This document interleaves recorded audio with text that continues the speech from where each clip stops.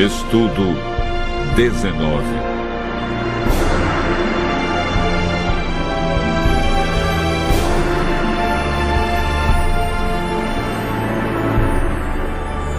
Dízimos e ofertas.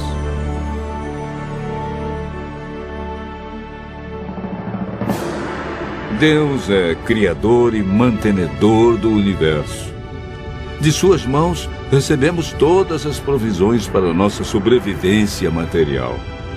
Em seu amor e no processo de nos ajudar a desenvolver as virtudes de seu caráter, tais como fidelidade e altruísmo, Ele nos colocou como administradores de suas riquezas. E numa sociedade singular, requer que lhe devolvamos 10% dos bens que deposita em nossas mãos, deixando a nosso encargo a administração sábia, judiciosa e fiel dos restantes 90%. Como a Bíblia ensina, essa parceria nos rende eternos dividendos.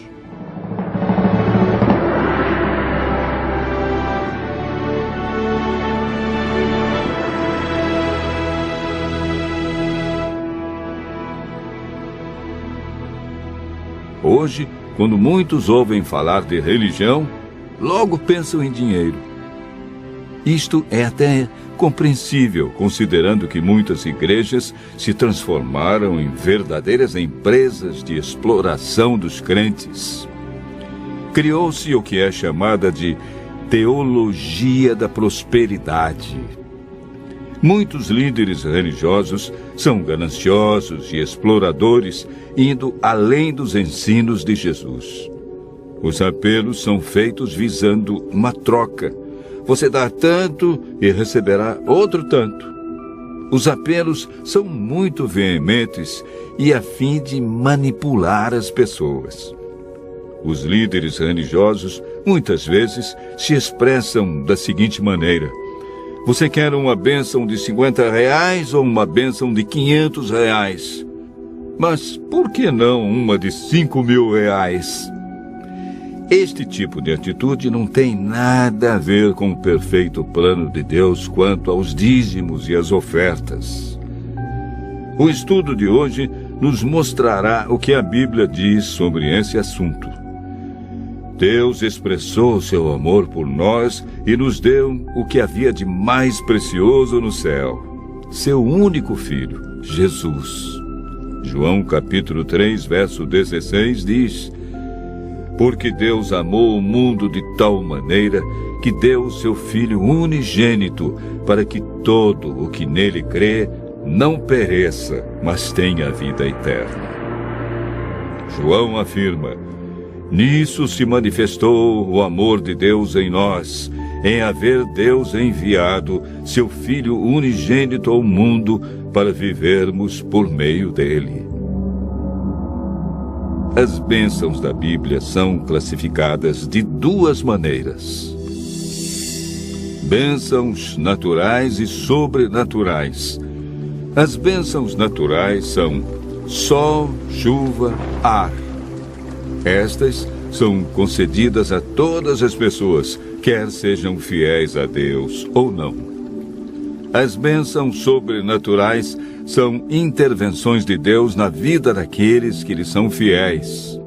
O salmista pergunta: que darei ao Senhor por todos os seus benefícios para comigo? Salmos 116, verso 12. Fomos criados por Deus e colocados nesse mundo para sermos seus administradores, pois Ele é a fonte de tudo o que possuímos. Lemos em Deuteronômio capítulo 8, versos 17 e 18. Não digas, pois, no teu coração: a minha força e o poder do meu braço me adquiriram essas riquezas. Antes te lembrarás do Senhor teu Deus, porque é Ele que te dá força para adquirires riquezas. Deus tem direito sobre nós porque Ele é o Criador, o Redentor e o mantenedor do universo e de nossa vida. A ele pertence o céu, a terra, os animais, todas as riquezas e até nosso corpo e nossa vida. O Senhor diz: minha é a prata e meu é o ouro. Ageu, capítulo 2, verso 8. Como um reconhecimento de sua soberania, ele reservou para si a 10ª parte de nossas rendas. Levítico, capítulo 27, verso 30, afirma: também todas as dízimas da terra, tanto dos cereais do campo, como dos frutos das árvores, são do Senhor, santas são ao Senhor. A palavra dízimo significa a 10ª parte, ou 10%. Nos tempos do Antigo Testamento, há o exemplo de pessoas que observavam a prática da devolução dos dízimos: Abraão, Jacó e o povo hebreu.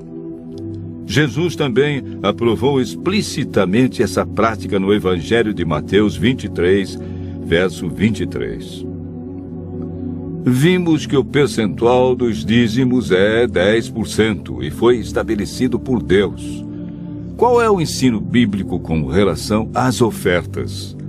Deuteronômio 12, verso 6, afirma: a esse lugar fareis chegar os vossos holocaustos e os vossos dízimos, e a oferta das vossas mãos, as ofertas voluntárias.